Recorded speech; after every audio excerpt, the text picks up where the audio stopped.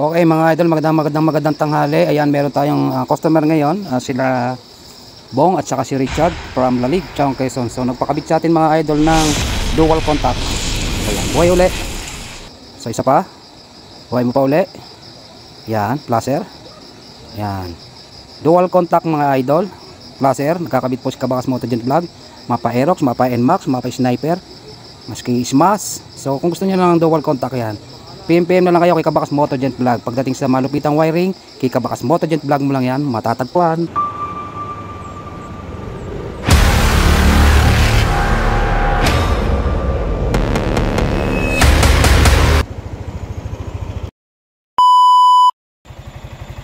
So okay mga lods, ito na yung finish project ng ating dual contact sa kanyang placer. Tingnan natin kung nagkaroon ng check engine. So wala. Full tank.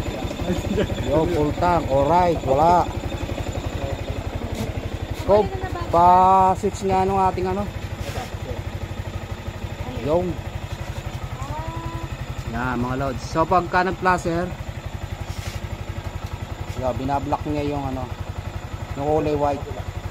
Bago yung kabila. Yun. So pagka ayaw nyo mga loads, sa gabi lang naman mas kailangan yan. O yan, may hazards din. Yan.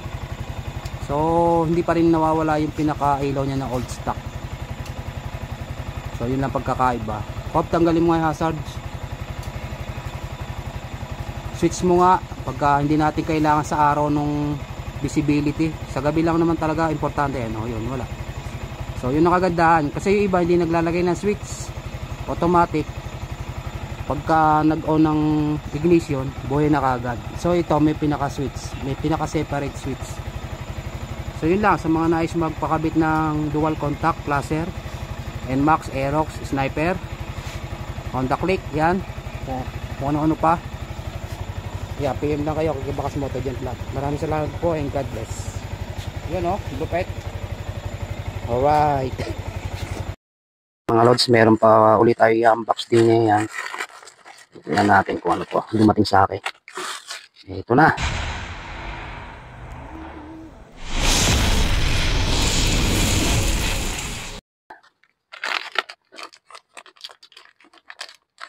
Yan mga idol, oh, sa ating mga dual contact. So sa mga NMAX, Aerox, Sniper, yan, doon po ito pasok na pasok ang ating, maganda siya, may kasama na siyang pangipit. So hindi ko rin naman ito ginagamit mga idol, at gawa ng ano, ginagawa na natin, hinihinang na natin yan, kaya hindi na rin natin ito ginagamit. So bali ang ilaw niya ay yellow and white. Ito yung ating dual contact sa ating mga placer. Yan, nakikita nyo siguro sa mga NMAX, Aerox, Sniper, saka yung ginawa nating Smash ng isang araw. So bumili na nga ako nito kasi yung nagpakabit sa atin ay ang mahal daw ng bili niya, 350.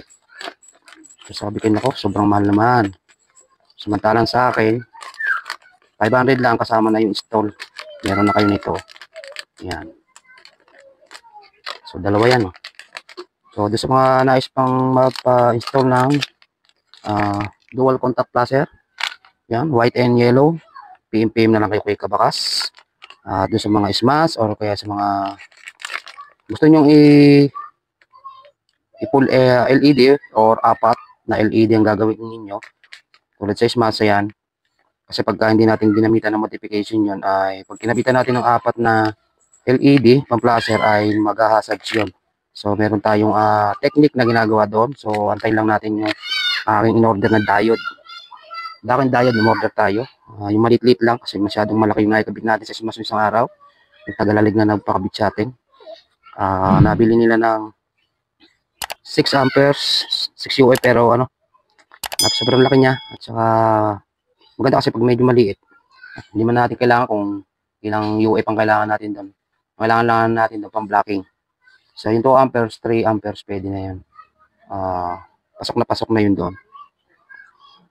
So kung gusto niyo, kung una't huli, front and rear, meron kayong ganito, placer, pwede din po ito. Install natin ng dalawa.